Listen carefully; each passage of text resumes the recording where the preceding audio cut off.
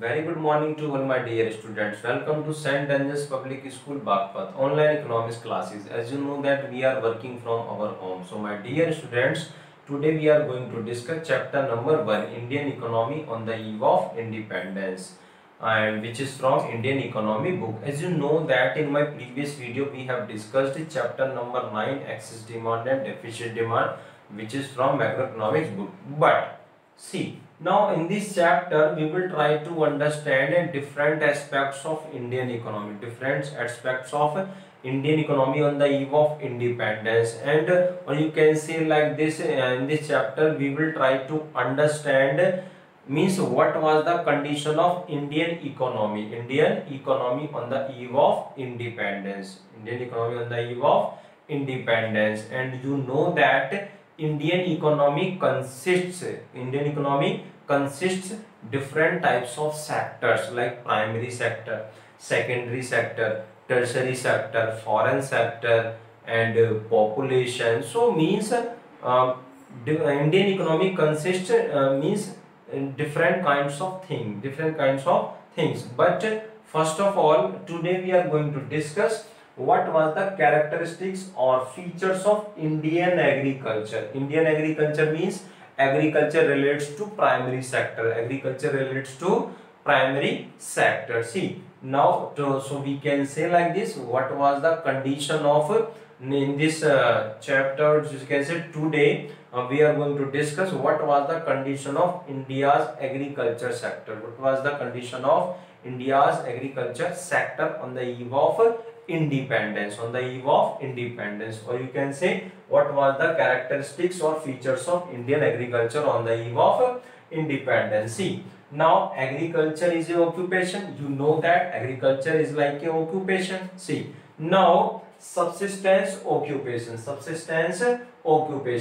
Agriculture was a subsistence occupation. First of all, try to understand what do you mean by subsistence. What do you mean by subsistence occupation? Suppose someone produces any type of crop for his own consumption, for his self purpose, or you can say for own consumption, not for sale purpose, It means that process, or you can say that occupation will be considered as a subsistence occupation. What do you mean by subsistence? For own consumption, for self consumption, for own consumption, or you can say for self consumption, you can say for own consumption. See, agriculture was a subsistence occupation and a way of living. See, farmer would produce, try to understand, farmer would produce not to sell. His produce in the market. It means that subsistence occupation means farmer would produce not to sell his produce in the market. He will always produce only for his own consumption,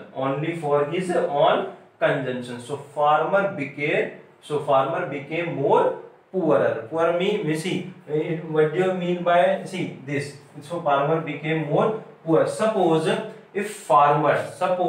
farmers will produce for his own consumption, not for sale purpose. It means farmers will not earn any type of money. You can say farmer will not earn money. It means farmer became more poorer. So I hope all of you have understood. Means Indian agriculture means was a subsistence occupation. Indian agriculture was subsistence occupation on the eve of independence. So first point is clear. See, second point, low level of productivity. See, productivity means rate of, you can say like this, rate of produce output. See, agriculture was outdated. Outdated means which is not updated. Means outdated means which is not updated. Means outdated means which is not updated. See, or you can say which is not updated. Agriculture was outdated and backward. Outdated and backward. The methods of production. The methods of production. The methods of production in agriculture sector used to be old. Used to be old and insufficient. Insufficient means not in proper amount. Not in proper amount. See, no fertilizers were used in agriculture. Means first of all, see, agriculture sector was outdated and backward, and the methods of production used to be old and insufficient. No fertilizers were used in agriculture. So the level of productivity, and production was extremely low. You know that there exists a positive relationship between productivity and production. Suppose productivity increases means production will increase. Suppose productivity decreases, production will decrease. So I hope all of you have understood. See, so the level of productivity and production was extremely low in agriculture sector. Means you know that, or you can say like this, all of you have understood. Means level of productivity, means you can say level of productivity and production was extremely low in agriculture sector on the eve of independence because of old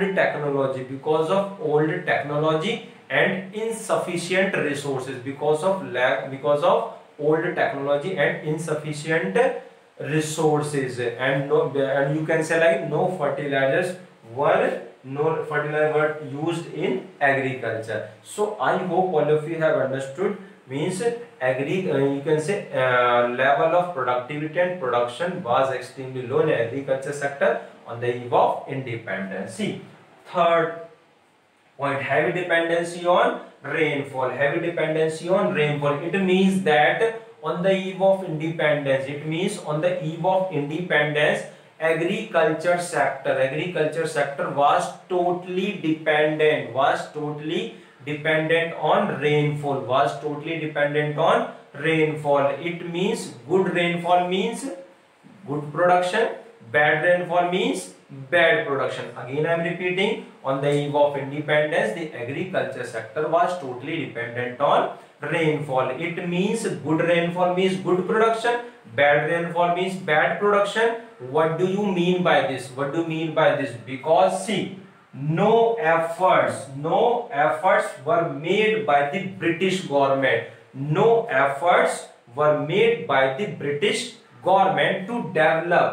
To develop permanent means of irrigation. See, permanent means here resources. What do you mean by means here? Resources. So to develop permanent means of irrigation. So I am repeating again, on the eve of independence, agriculture sector was totally dependent on rainfall. Means good rainfall means good production, bad rainfall means bad production, because no efforts were made by the British government.